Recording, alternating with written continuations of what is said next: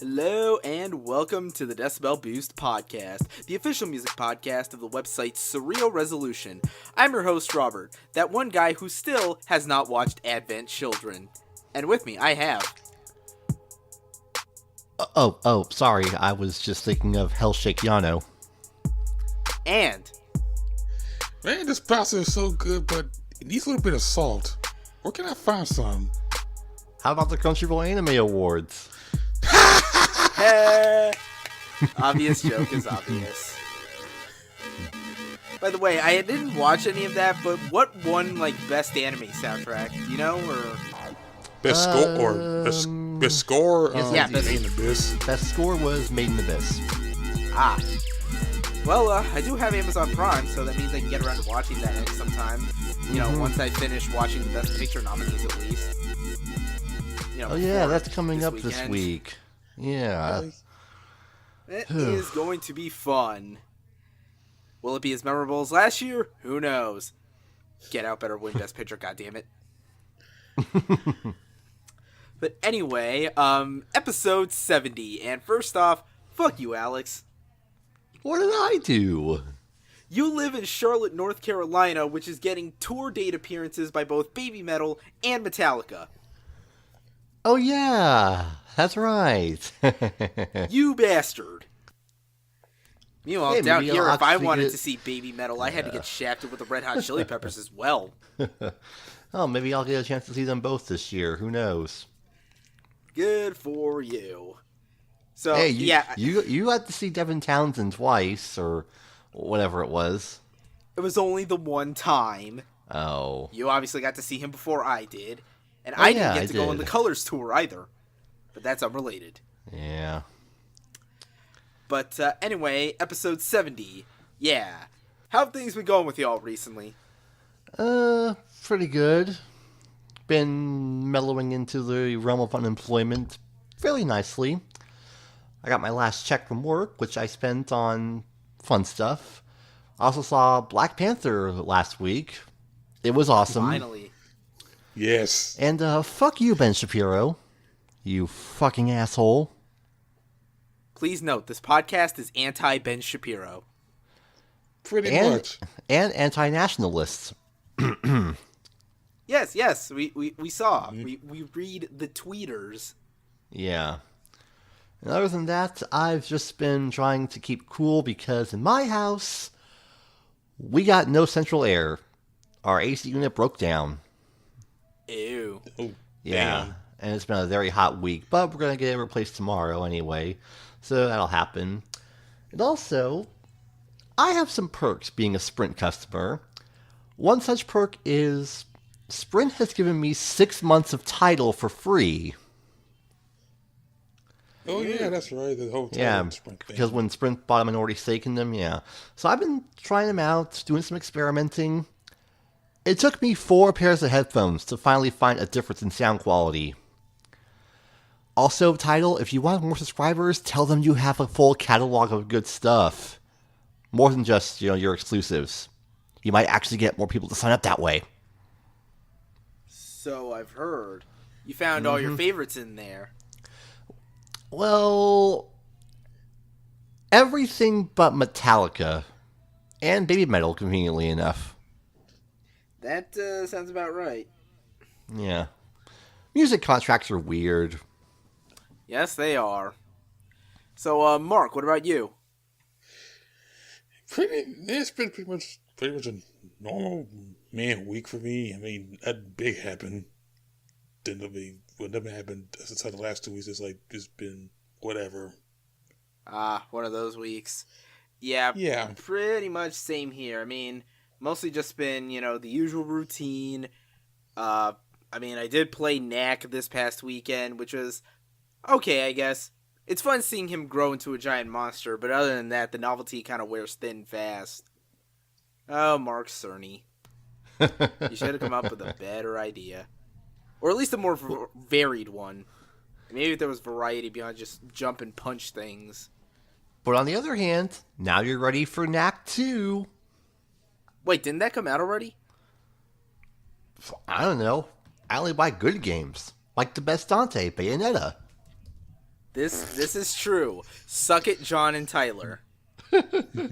Yeah, even when you guys reboot the training stage, you still talk shit. Next Two actually came out in last September, so like I said, you're now prepared for it. You know the lore of it. Yes, the lore of relics that assemble into a giant thing, golem, whatever. Technology, bitch! It will be the second coming. Yes. Also, yesterday I watched 3 billboards outside Ebbing, Missouri, which honestly is kind of bullshit. And I say this as someone who really liked 7 Psychopaths. That movie, fucking 3 billboards, if that actually gets the best Oscar, I swear to God. Well, I think we know what it's going to go to.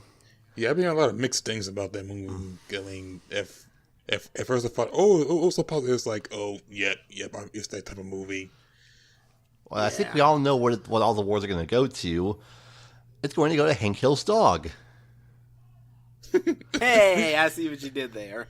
But really, it deserves to go to The Shape of Water because, well, fish are sexy again. I know, right? Finally, ever since the original days of Yu-Gi-Oh!, fish can be sexy. Mako Tsunami would be proud. Yes. But that's about everything on my end, so about time to move on into the usual shenanigans. So, of course, we start off with the new song discussions of the interesting songs we noticed from the past week or so. If you would like to follow along, we of course have the playlist down there in the description wherever you're listening to this. So listen to those songs and then come back and hear our thoughts. Or just listen to all this blind and then check out the songs later. Either way is fun. So starting off from the top, the Melvins are a pretty busy group of people. They already dropped a double album last year, A Walk with Love and Death, which was pretty decent all things considered. And, you know, obviously keeping up some touring here and there. But it appears they already have a new album, you know, already down the pipeline. A release coming out on 4/20, oh boy, called Pincus Abortion Technician. And they've released the first single from the album, which actually has some very ironclad life advice. It is a song titled Stop Moving to Florida. Seriously, why would you people want to move here? Like, I understand being born here and having no choice but to live here, but why would you choose to move? It's like, have you seen what we have to deal with down here? It's not a fun experience. I guess those old people want to move there? Yes. God's waiting room in more ways than one. But yeah, as for the actual song itself, it starts off with this kind of slow to mid-tempo, almost kind of like an Offspring punk style vibe, especially in like the guitar work and everything. And, you know, it's pretty fun thing to listen to, you know, as you're listening to this like weird, like almost kind of like garage surf punk weird thing. But then once it gets into 2 minutes, you get this kind of the more typical Melvin stuff, like this kind of heavy, somewhat slower triplet drum and bass groove with this weird slurred like spoken word shtick. You'll have like long periods of like just this weird rambling shit about, I assume, why you should not move to Florida. I don't know, I couldn't piece together coherent thoughts from it. And then of course like the thing comes in just to kind of break up the big tangents or whatever. It's alright, I suppose. It's more amusing than anything else. Yeah, it's solid enough. And speaking as someone who lives in an equally fucked state, North Carolina, I agree. Don't move to Florida.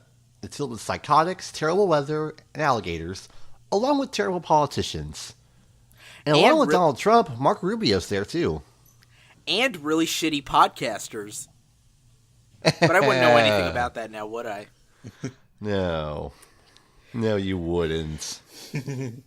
Anyway, moving on from that to another song full of tongue-in-cheek smug observations about stuff. So, I'm sure if you follow music in any capacity, all last year you had to hear constantly about the brilliance of the album Pure Comedy by Father John Misty. A certain Melon even called it the #1 album of the year. Now, I actually did get to the whole Father John Misty discography, and look, I get it, sort of, but honestly, Pure Comedy annoyed the shit out of me. in a way that like his previous 2 albums didn't. But apparently he's got another record supposedly in the pipeline, possibly sometime later this year, and he even dropped a new song that seemed much more streamlined than the complexities of pure comedy. It's a song appropriately called Mr. Tillman, and this one's more of like a comedy piece written about Misty from the perspective of like a hotel staff.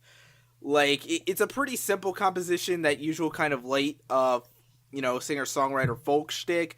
And admittingly, there are some really funny lines in here, like, you left your passport in the mini fridge. Don't leave your mattress in the rain if you slept on the balcony. Mr. Tillman, for the 7th time, we have no knowledge of a film that is being shot outside. Those aren't extras in a movie, they are our clientele. Which... Is he drunk? Well, I mean, in character it is. I assume he is. Again, this is the level of sarcasm we're thinking here. Like, think Johnny Cash watching a whole bunch of Adult Swim. But, it at least got some laughs out of me, at least, so I guess the song does its job. And it's far less annoying than anything on pure comedy, so, points in his favor.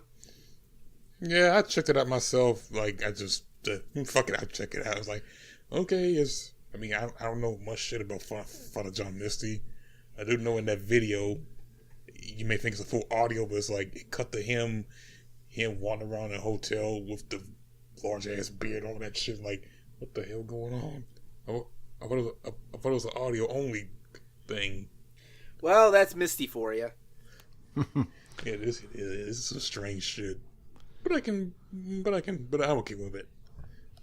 And I'm just...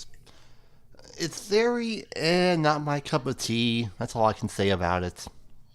And now moving on to more, this time another thing that's definitely affiliated with Adult Swim, although it's not a single, not yet at least. More snarky indie, stuff, courtesy of Speedy Ortiz. Frontwoman Sadie Dupois launched her solo album sometime last year, and now it appears the band is back together with the new album Twerpverse coming out April 27th. And so we have the lead-off single, Lucky 88, which, it's sort of in the same vein as that. I mean, it tries to move, like, their sort of general garage rock sound with some light synths and some more clicky sounding drum beats here and there. And once again, it's one of those sort of, like, romance songs that's kind of couched in Sadie's generally weird wordplay and snarky demeanor, like...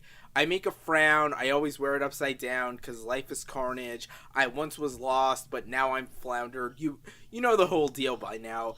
Admittingly, it's not the most memorable Ortiz song, but I guess it does a good enough job of, like, getting you, I guess, in the right mindset for whatever they're going to do on Twerpverse, although I hope there's some more lyrically interesting songs than this. Those are kind of, like, the only lyrics that stood out, and I suppose that answers that, and now we move on to something that Mark brought to our attention over here. My first time listening to Flatbush Zombies. Want to take things from here first?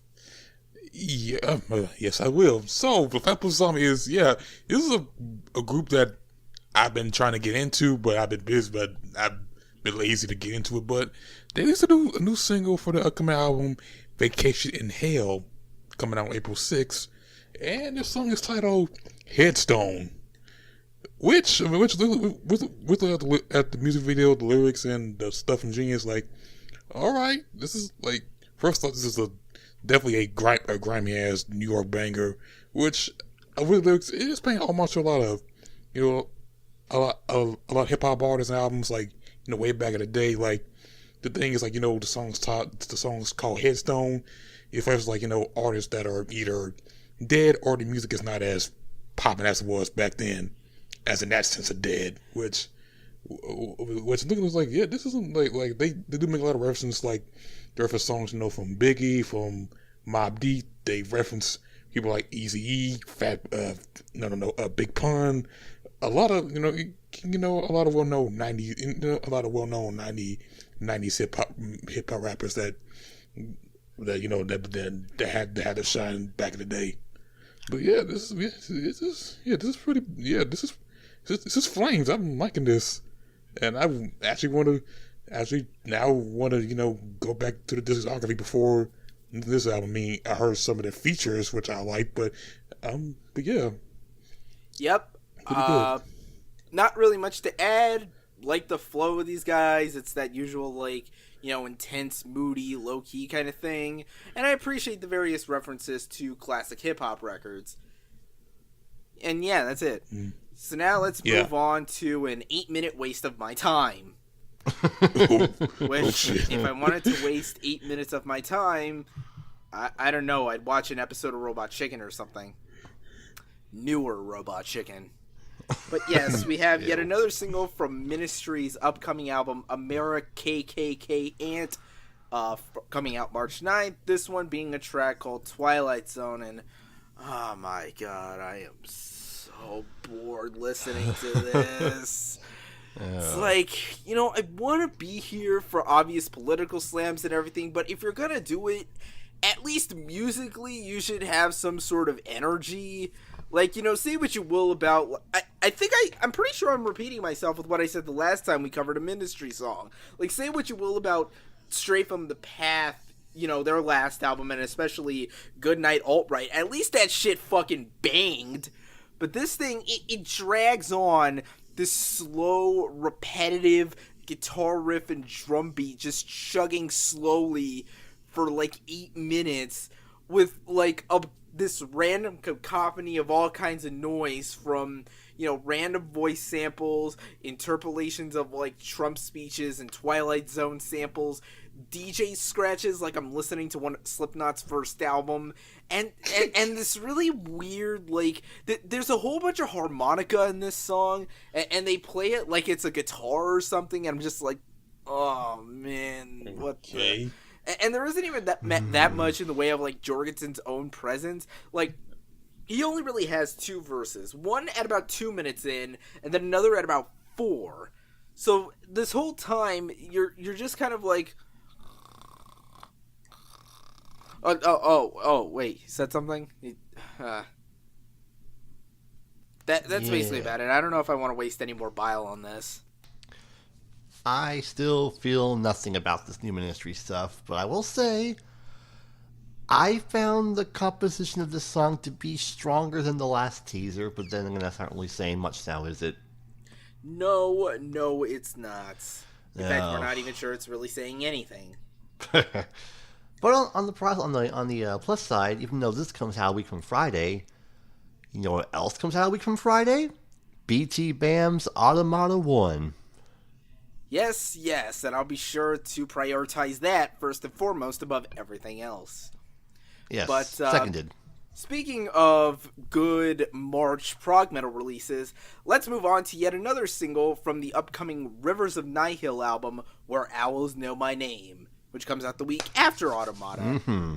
So now we have the second single, A Home, so I think we could form a better picture of where the album is going as a whole, and where it's going is some damn fine shiat. Once again, we're bringing in plenty of those heavy, low-end, djenty guitar riffs, and, you know, in the verses and choruses, you get those really huge swelling chords, like, you know, those walls of just blaring, like, you know, guttural vocals, and especially those very tasteful synths. Like, it's just, seriously, the synth work that you hear on this song is like textbook how you should do it if you want it to sound like, you know, that beautiful sort of happy, sad, melancholic thing that a lot of similar bands go for. It's like, I almost want to describe this as if Obscura, like, listened to some Tesseract and you found a middle ground between the two, just with all that, like, technicality, that heavy production style, with just the right amount of, you know, great melancholic melodies, and, you know, especially when, like, the guitars leave breathing room for, like, the twangier parts of the riffs and everything. It's just, it's so well constructed, and such a great evolution that thankfully isn't just them, like, doing what other bands could do and just repeating what they've done on previous albums. This is going to be a good one. I just know it in my bones. I like this. The more I hear it, the more I like it. This track is definitely more extreme and grind, especially in the first half of the song than the last teaser, but it's still solidly nuanced with plenty of progressive elements, especially where it goes from, like, the main verse into this softer bridge section, complete with a heavy phaser guitar solo. I like it. I want more, please. well, you should listen to their previous 2 albums. They are good stuff. And I saw them live. They're pretty good. We should get on that then. Okay, so now moving on from that to, and this one was quite a pleasant surprise, at least as far as the announcement. Ihsahn, the former frontman of Emperor, who, of course, has been doing nothing but solo material for the past decade or so. He's announced his follow-up to 2016's Arctis with a new album, AMR, with a weird accent over the A. Truth be told, I'm not going to try and pronounce it, because I don't know how it's pronounced.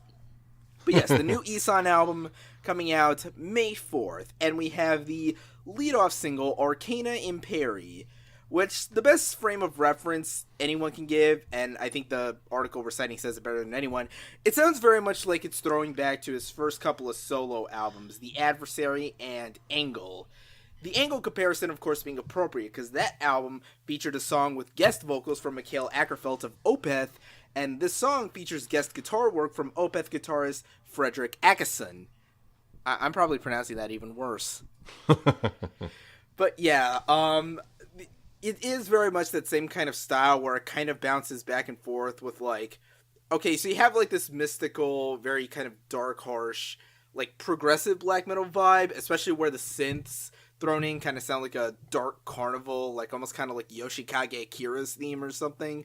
The vocals, of course, back and forth between that grating, harsh, like just bellowing, throat-shredding performance and the more clean stuff.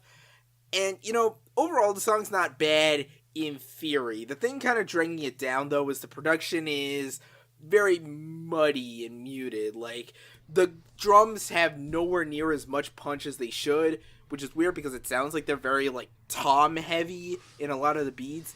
And the guitars feel weirdly kind of like they don't have that sharpness that, again, Ihsahn's first couple of solo records did.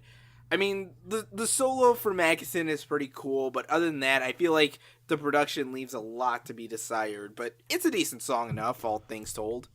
Mm-hmm. I'll have to give this a couple more listens to form a stronger opinion, but I'll say this guy's always been on the outside edge of my listening habits, mostly because, well, go back to my previous statements on black metal. I'm not a fan, but this track is not that. It's a good cut, more of a progressive style. So I may check this out when it comes out. I'll have to give it a couple more listens, though, just to really get a fuller viewpoint on how I feel about it. Yeah, his solo material is definitely more eclectic than, like, his Emperor stuff. Although, I do argue that Emperor is the only black metal band that's worth a damn. And Ihsahn is pretty much why. So, moving on from that to, of course, Adult Swim singles time. And this one, of course, has an album announcement alongside it as well.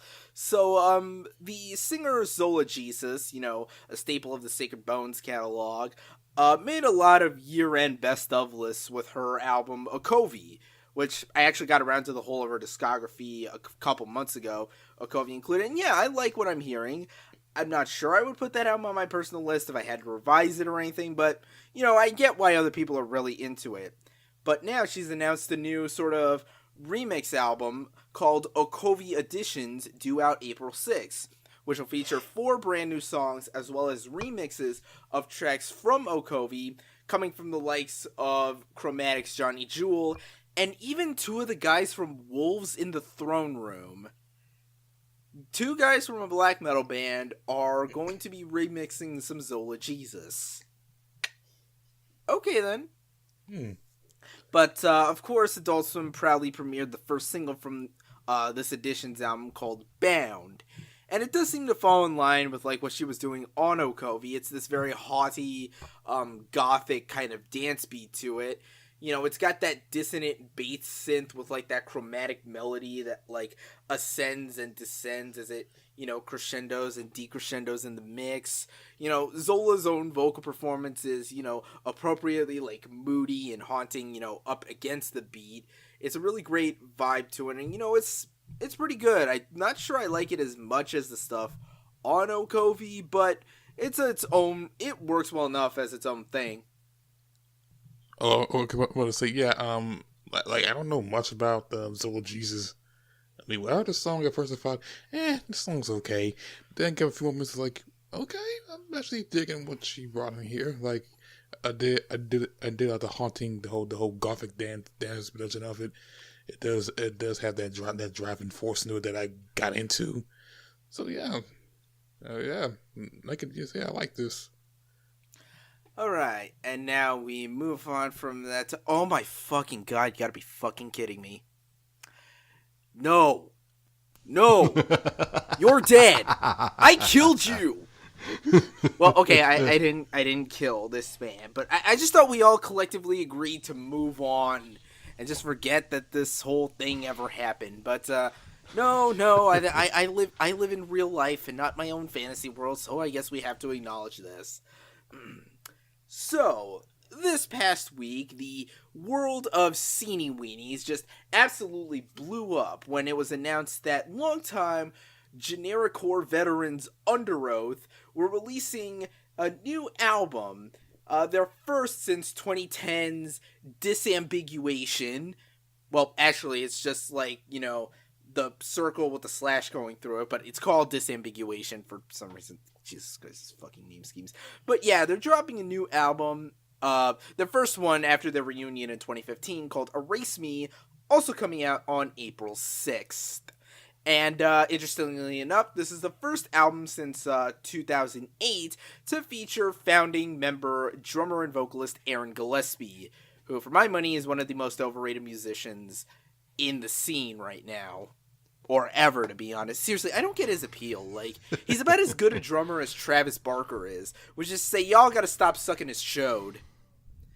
But we have the first single from this album, a track called On My Teeth, and, it starts off kind of this low, booming, like, bassy, synthy electronics, kind of an okay-ish drum ramp-up, with some buzzing leads before you get into the pretty fast and furious assault of drums, screams, and some bursts of, screeching leads and low-end guitar chords. It sounds about what you would expect from Underoath. Maybe there's enough energy that some might give it a pass, but I don't know. I just never got the appeal of this band. Like, I always heard these guys were, up there with Killswitch Engage as the acceptable genericore bands, and I'm like, I don't get it. These guys are so boring. Like, I really can't think of anything else more to say about the song other than there's some okay-ish drum parts here, but overall the songwriting doesn't do shit for me. What is the appeal here? What are you people seeing in these guys? Am I the only one that sees this? I feel like I'm taking crazy pills. And that officially makes going 70 episodes before making a Zoolander reference. What a met. Well, seeing how I'm not a 14-year-old in Hot Topic in the year 2011, this does nothing for me. Insert mad clip from The Simpsons and neutral response clip from Futurama. I have no strong feelings one way or the other. Yes. In fact, I may include those clips. You never know. I have to actually find them first and then work my magic somehow. But yeah, let's actually move on to the last couple of songs this week, which are infinitely more interesting, at least. Mm-hmm. And this time we're talking the return of Miss Janelle Monae. She's kept herself busy in the past couple of years with her involvement in film productions such as Hidden Figures and, of course, Moonlight, the winner of the 2017 Best Picture. But now it's time for her to get back into the swing of music proper. She's announced a new album, Dirty Computer, coming out April 27th, and we have not one but two singles to discuss here, Make Me Feel and Django Jane. I see what she did there with the second one. Yeah. Now, for the first one, Make Me Feel, it's alright, I suppose. It's not one of her best songs just because the composition is kind of awkward. Like, there's these mild warbling synths, and the beat is a lot of, mouth clicks and, finger snaps. Her performance is pretty good overall, but I think the beat just kind of, I don't know, it just sounds really corny and not in a good way. Not even, the guitar, passages helps, but I mean, if you can get past that, she does good stuff vocally here. Yeah, I will say for this track, like, I get what she's going to. She's going to that. To me, I want to say, like, it sounded almost like more more that funky Prince vibe I'm getting from her. I mean, like from the sound, like, it sounds almost like a Prince song mixed with with the mouth clicks and the finger snaps, which it's like something that I think might go to radio, but I don't know what goes on it nowadays. It just seems like something that would appeal to that. Well, I mean, that makes sense. She did say that she was working on this album with Prince before he passed. Oh yeah, no, okay, I didn't know that. That would have been good. Shit. Yeah, that's been floating around the internet, like, through quotes and everything, because I guess everyone else was making the same, like, observation. And now I'm moving on to the other track, Django Jane, which is the infinitely more interesting one. Like, pretty much as the name implies, well, while the beat is one of those more soothing, alternative, R&B type beats, the lyrics, again, sort of reinforce the idea of the song as, about, like, basically female empowerment.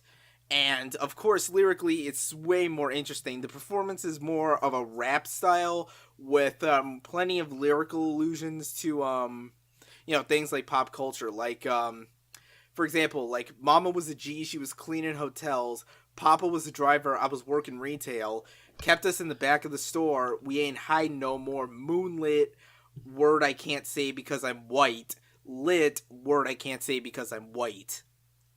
And then following that, there's like, already got an Oscar for the Casa, running down Grammys with the family, probably give a Tony to the homies, probably get an Emmy dedicated to the highly melanated Arcandroid orchestrated. So right off the bat, just in those first few lines in that first verse, you're already getting much better lyrics, really clever insight about like how she's going to become like the next EGOT because of, her involvement in these high profile productions like Moonlight and Hidden Figures. And, of course, that really great thing about, like, how she's not, hiding anymore with that obvious illusion of back of the store, in case you can't piece together what that means. Also, there's Transformers references in here, and I always appreciate a good Transformers reference. This is definitely the better song out of those two. Like, this is one more interesting from production, from her lyrics, from how she basically do a rap, and this definitely Black Girl Magic working right here. Mm-hmm. I never know, like I said, I know a little about her music, like, as now, like, I know she runs her own label called Wonderland, I think. Yeah, I think so. And I'm like, this is some good shit. I love this. Like, I listened to this one more times than the other one, to be honest. Same here, man. Same here. Just gives you more to digest, but, it's Janelle. She's a woman of many complex layers, and I'm sure that, Dirty Computer as a whole will be another really interesting project from her. It'll probably be, the R&B project that gets all the hype and ends up with all the year-end best of lists. That's just how these things work. It might happen. I mean, it might if I listen to it and then like it might be on my list. Yep. But that just about, closes off the new song discussion for the week. Gonna take a quick break, and so when we come back, we're gonna have some news topics to discuss. A few, but I think we'll get some good material out of it. So see you in a bit.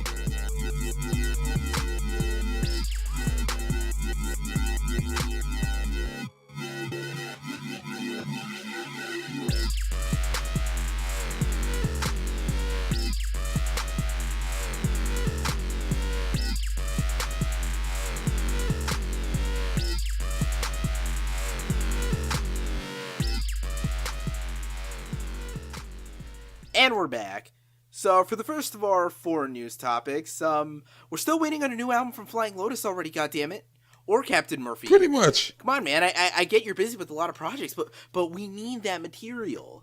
Like, I get you're all Hollywood famous now because you released the grossest movie of 2017, which I still haven't watched. I gotta find some time to sign up for Shudder, and Actually, that isn't that included with Verve?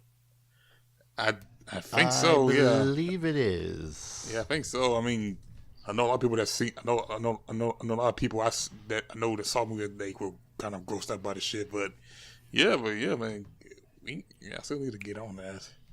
But yep, that's part of Verve. Cool. So I gotta make a note of that for later. But it seems like Flying Lotus is not done yet with contributing to film projects. His latest is a project that's actually going to be premiering at South by Southwest sometime, I think in March. Yeah, it's usually in March. It's a film called Perfect, directed by a guy named Eddie Alcazar, and apparently it's being presented by longtime film director Steven Soderbergh. You've probably seen shit he's done before. Hell, I think he did Magic Mike. Yeah. Oh, yeah, the first one. He did that, and I think the Ocean's 11 movies. I remember another movie he did. But wait, why was Magic Mike the first thing that came to mind? Anyway, so yes, the movie is apparently also a production of Brain Feeder Films, and Flying Lotus, on top of providing the music, is also credited as an executive producer. The premise is, at least according to an excerpt from the article here, is about a boy who gets, quote, seduced by advertisements of perfection to install implantable characteristics directly into his body. So I assume it's going to be one of those things where it's like, body modification is wrong and evil because Terminator, or, societal expectations of, physical perfection and all that, which would be at least better because, truth be told, I kind of want to implant this robot shit in my body too. Because let's be honest, with all the soda I drink, these teeth are going to be gone by the time I'm like in my mid-30s. So I'm going to want some fucking big shinies that, I don't know, can probably like laser cut through like raw food or something. I don't know where I'm going with this, but yeah, whatever. That's all the information we have, and also the poster, which shows this kind of, synth wavy looking picture of a person where the eyes are like all blurred out and everything, and it looks like I'm looking at a different movie poster while drunk. Yeah. Well, yeah. Also heard it's set to premiere at South by Southwest this year, which I'm guessing that might get some applause because I think they always clap at shit they like. Well, I mean, yeah, that's basically because, oh, look, we're at a festival. We get to see cool things that the rest of the world doesn't. We got to watch Rapper Warrior Ninja before that shit broadcast on TV. Oh, and you see on Instagram that Santa coming soon, which, could that be something of a Flying Lotus album, or at least music he made this year? I don't know, but we'll just have to wait and see. And now, moving on to one of the weirdest and wildest stories that's probably going to happen all year. Not as crazy as Fyre Festival, but you just kind of have to turn your head and read when you're reading this. And I think Stereo Gum's, the headline of the Stereo Gum article put it best. Someone seriously booked an all ska-punk festival in 2018. Okay.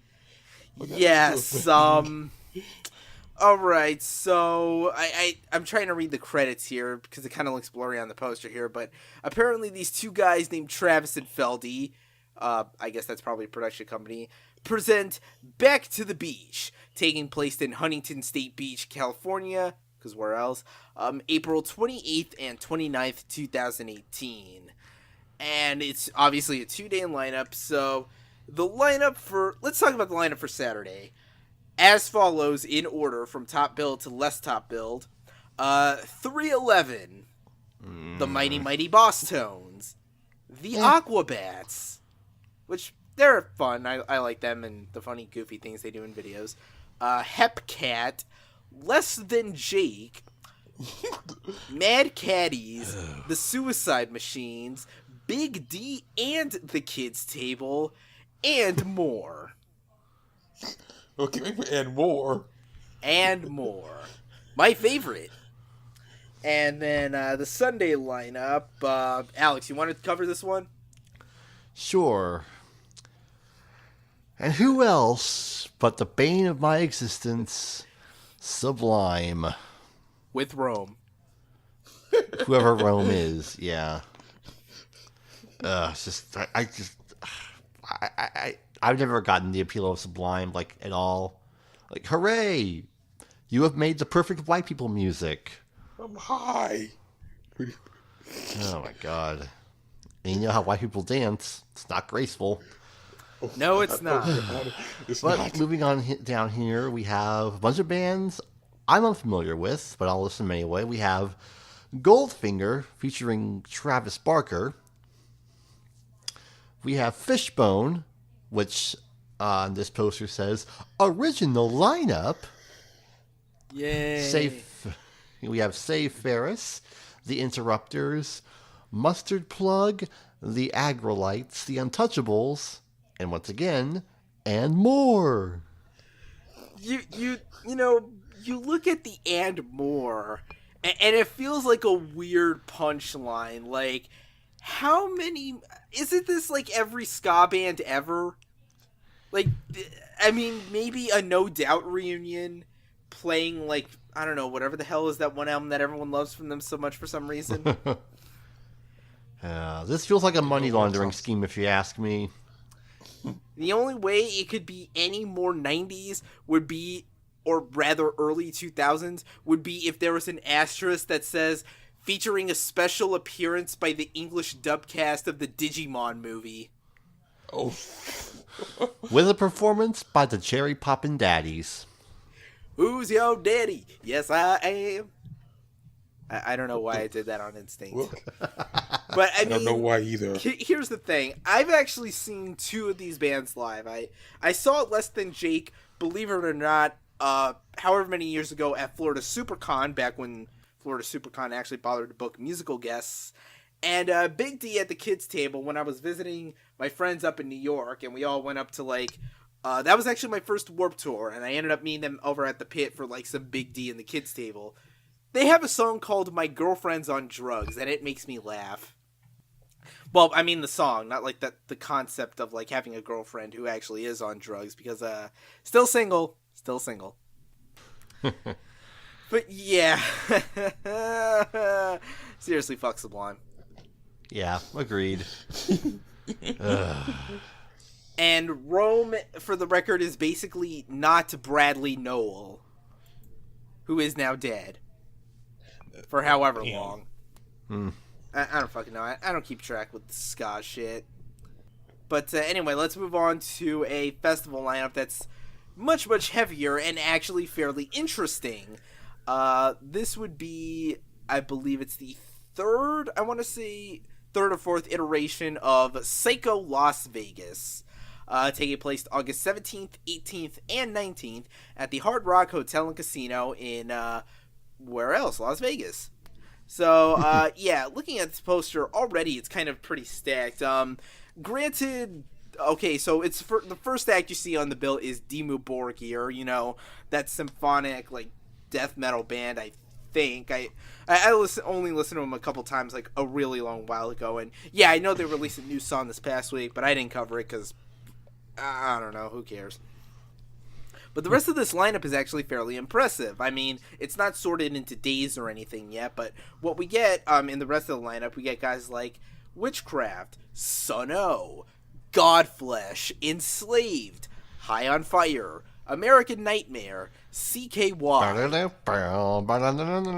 yeah, Red Fang, Rocket from the Crypt, Goblin, Boris, Venom Inc., I Hate God, Zach Sabbath, Pallbearer, Integrity, With the Dead, Church of Misery, Japan's greatest Black Sabbath knockoff, Voivod, Coven, Lucifer, Survive. Yes, that's Survive. Oh. Dope Throne, Helmsaley, who are pretty damn good. Big Business, a concept that I am very much opposed to. Monolord, Today is the Day, Mutoid Man, Indian, Unearthly Trance, Batushka, All Pigs Must Die, Acid Witch, Spirit Adrift, Primitive Man, Worm Witch, Cloak, Magic Sword, Wolfhammer, Necrot, Homewrecker, Brain Tentacles, Ghastly Sound, Dreadnought, Forming the Void, Black Mare, Temple of Void, and I don't know if there's going to be any expansions to that lineup, so we'll just assume there were a couple others I didn't read there. There probably will be, you never know. There will also be disc jockeys Andrew W.K., Nick Anderson of Entombed and the Helicopters, and Johannes Adonis of Lucifer. There will also be a Paradise Pool pre-party the day before the festival, which features the likes of Fireball Ministry, Young and In the Way. Wait, isn't that the band that like broke up today? Looking it up now, and yes. So I was right. Those bastards. They're probably not playing this now. Young and In the Way disband after accusations of sexual assault surface. Band denies any wrongdoing. But yet they're breaking up anyway. That's a good sign. Seems like there's something up there. Yeah. But yeah, the other pool party pre-bands, there's also Elder, who, if you haven't heard Reflections of a Floating World, it's a damn good album and one of the best metal albums of last year. I can't believe I didn't get around to it until after I formed my list. And also Wolves in the Throne Room, who are a band that exists. Hey, anybody want to hook me up with a room here? If anyone's listening, like, for coverage reasons? I mean, you can see my email down there, you know, just throwing that out there. But yeah, this is a damn great metal festival lineup. This is the kind of shit I really, like, no joke, want to go to. And then maybe, you know, lose all my money at the craps tables. Yeah. It's like fucking, but with gambling. Indeed. And now, moving on to the last story of the week here. Following up on something that was teased last week. So, Mr. Brendon Small has finally premiered the teaser live-action video project, which is actually a long-form music video for the song Nightmare, which you might remember being, you know, from Galaktikon 2, the kind of really moody-sounding one. The one where he's almost kind of singing like he's Corey Taylor or something.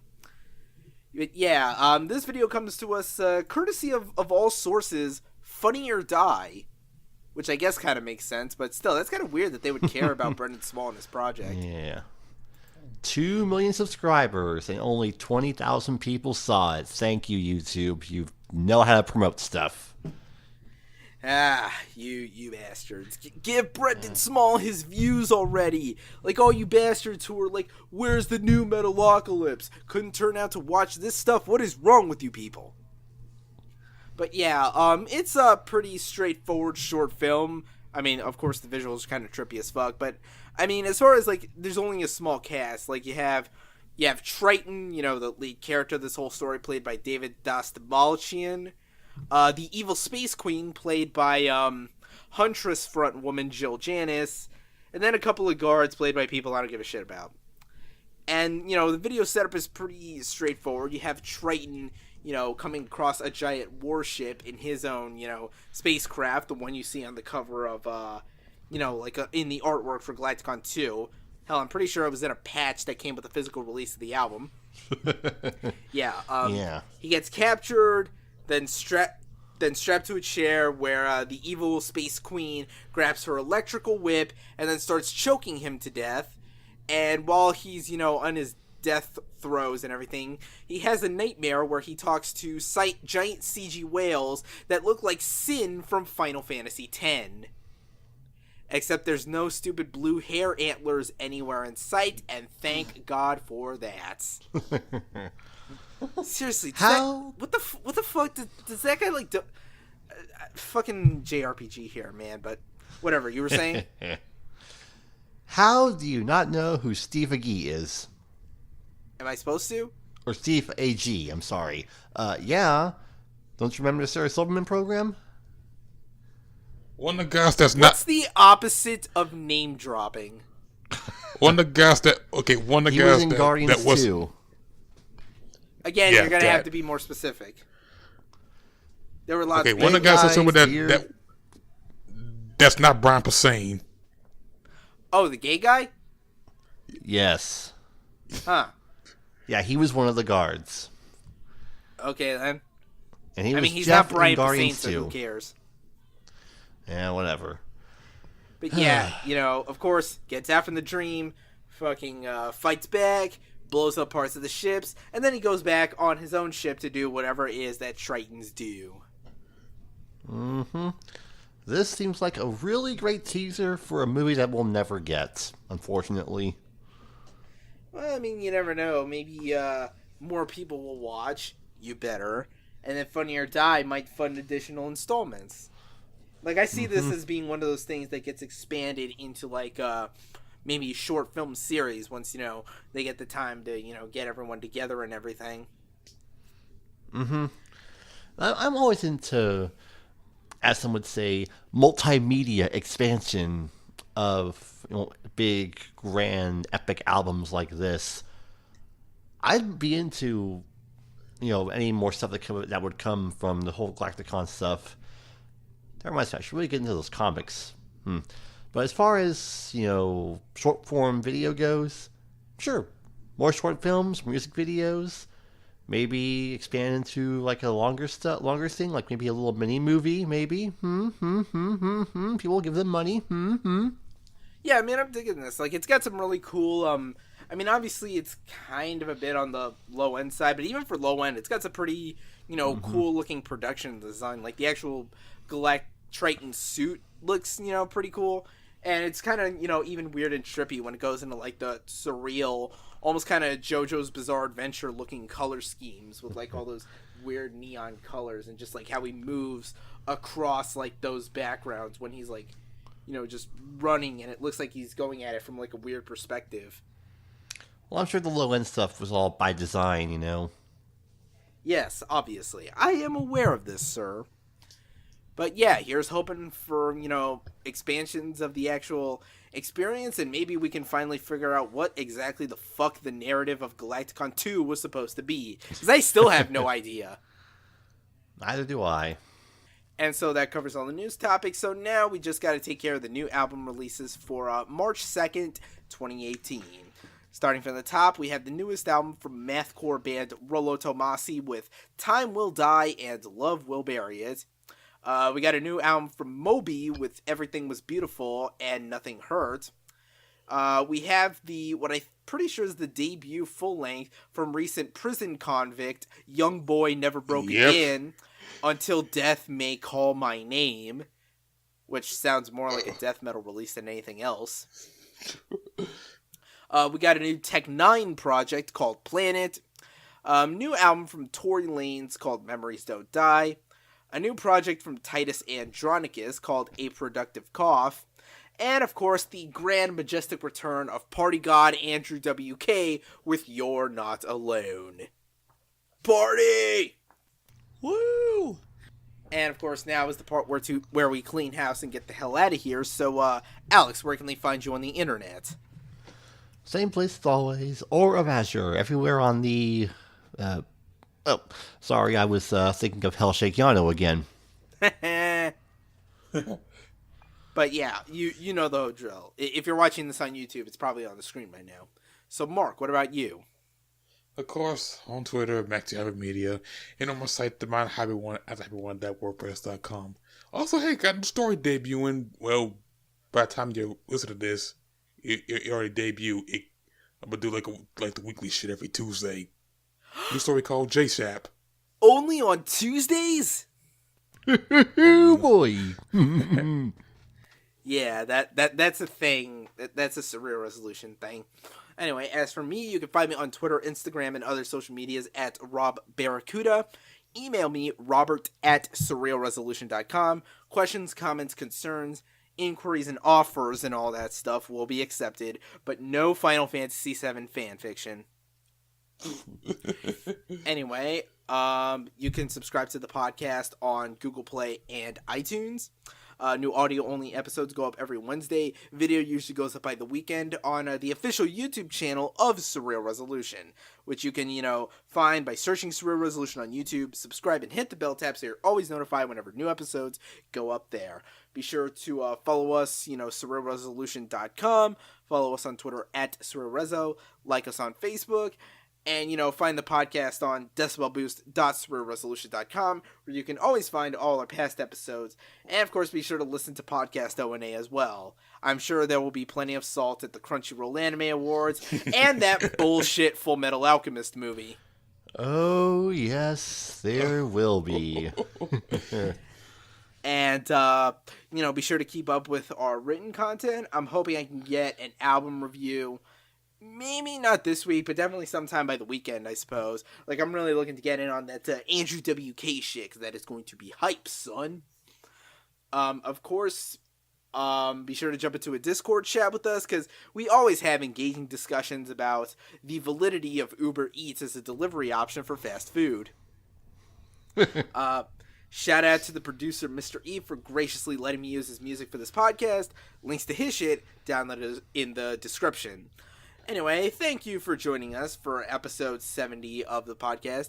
We'll, of course, be back next week as always. And, of course, there will be a new album roundup, because it's just about that time, and we'll get that out sometime next week. Once we actually do the recording after the main episode and whatnot. So be sure to stay tuned for that. And until next time, seriously, that movie was fucking bullshit. Why are the wigs fake as hell? What the fuck happened? Why is Winry not blonde?